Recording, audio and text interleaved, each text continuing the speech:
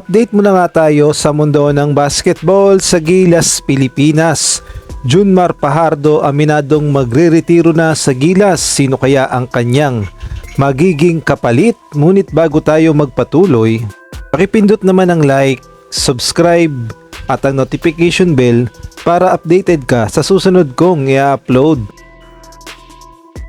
Kung atin ngang babalikan ay since 2013 pa lang ay active member na ng Gilas Pilipinas si Abay Junmar Fajardo, at for the record ay wala itong naging absent sa Gilas at talaga namang laging present at laging handa para sa bayan, at wala din itong naging issue na kesyo nagpabayad ng malaki.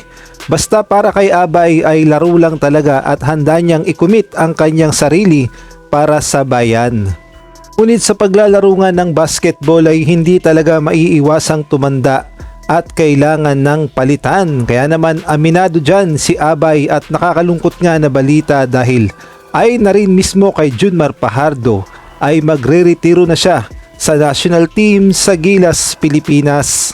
At ayon na rin nga yan sa naging report ng Spin.ph na nakasaad nga dito na kumpirmadong malapit nang magretiro si Junmar Fajardo sa Gilas, Pilipinas at pinapaubaya niya ang future ng Gilas kay Kai Soto at QMB sa center position.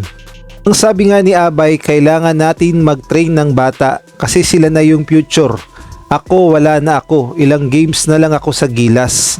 Ang sabi pa nga ni Abay, pwede nang ibigay sa mga bata, sila na ang future. Dapat mga bata na yung tinitrain para sa future ng national team. Excited na ako makasama siya.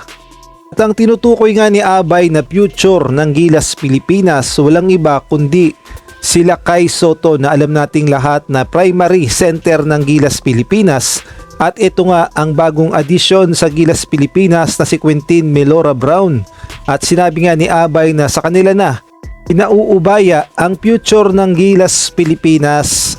Kung sakali mang tuluyan ng magretiro si Abay, sa tingin ko ay pwede ito gamitin sa Gilas Pilipinas as consultant o kaya naman ay assistant coach dahil marami ng experience itong si Abay pagdating sa international basketball. Pagdating naman sa PBA ay hindi pa magre-retiro itong si Abay at patuloy pa rin gagawa ng kanyang pangalan dahil si Abay ang may hawak ng 9-time PBA MVP, kaya naman tuloy pa rin ang laban ni Abay sa PBA.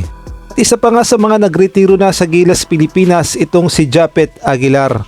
Kumbaga pinakikiusapan na lang to ni Coach Tim Cone na lumaban pa para sa Gilas Pilipinas, ngunit sinabi na ni Japet Aguilar noon pa na nagretiro na siya sa Gilas Pilipinas sa ating national team.